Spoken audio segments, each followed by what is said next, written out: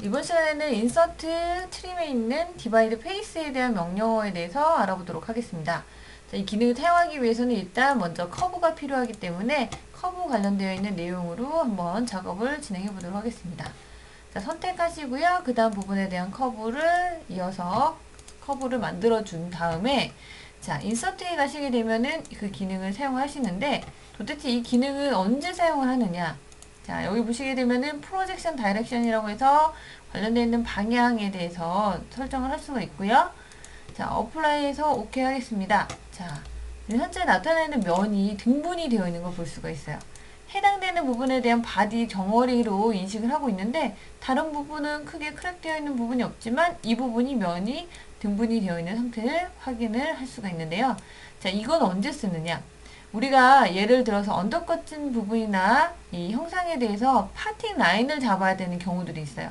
그런 경우는 하나의 면으로 인식을 하고 있다면 이 부분을 이제 그 라인에 맞춰서 등분을 해주셔서 그 파팅 라인을 잡아주셔야 되는데 그와 같은 상황에 이제 작업을 하실 수가 있는 내용입니다.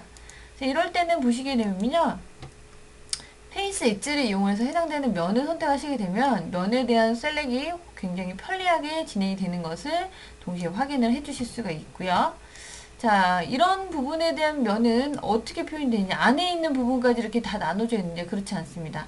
육안으로 보여져 있는 페이스에 대한 최윗면만 이렇게 딱 크랙이 져 있는 상태로 구분이 되어 있는 상태이기 때문에 또 하나로 더 이제 번외로 더 설명을 드리자면 조인 페이스를 여기서 실행을 해 주실 수 있거든요. 온썸 서피스라는 버튼을 이용해서 적용하게 되면 다시 원래 상태에 대한 한 면으로 인식을 시켜줄 수가 있어요. 지금 설명드린 이 기능은 면이 같은 높낮이에 맞춰서 다른 경우가 아니라 정확하게 이렇게 표현되어 있는 상태에서 등분되어 있는 거에서 하나의 면으로 인식을 시켜줄 때 사용하는 기능이기 때문에 아무 데서나 표현하는 게 아니고요. 이 기능을 적용하는 게 아니고 지금처럼 면에 대해서 크랙이 져 있을 때 그때 하나의 면으로 다시금 인식을 시키고자 한다라고 반영을 할 때 사용해 주시면 되겠습니다.